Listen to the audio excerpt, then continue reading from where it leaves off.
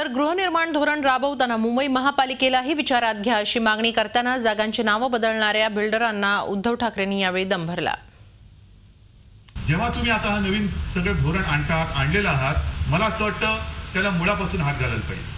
म्हणजे जसं माडाचा लेआउट आहे, ह्या लेआउटची कल्पना महापालिकेला दिली गेली पाहिजे, महापालिकेला सुद्धा सोबत घेऊन हा विकास झाला पाहिजे। नाहीतर सरकार म्हणून आपण एक धोरण काहीतरी आखून मोकळं होऊ आणि महापालिकेला त्याचा पत्ताच नाही, काय होणार? बारीक सारीक ज्या गोष्टी आहेत त्याच्यामध्ये आणखीन एक अतिशय महत्वाची गोष्ट आहे, कारण तुम्हाला वाटेल हा काय सांगतोय, धोरण केवढं मोठं आहे आणि हा काय सांगतोय, पण तसं नाही।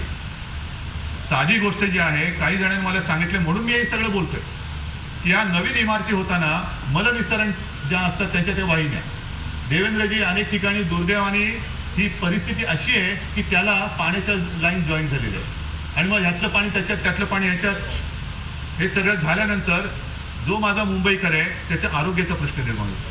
हे तुम्ही करताना मला असं वाटतं प्रकाश भाई, त्याच्यात सुद्धा मलनिःसरण ज्या वाहिन्या आहेत त्या सुद्धा नव्याने टाकल्या, पाण्याच्या वेगळ्या, पिण्याच्या पाण्याच्या वेगळ्या, मलनिःसरणच्या वेगळ्या, तर मला असं वाटतं एक चांगलं सुंदर शहर आपण करू शकतो आणि नवे त्या दिशेने आपण पहिलं पाऊल टाकलेलं आहे। झी 24 तास रहा एक पाऊल पुढे।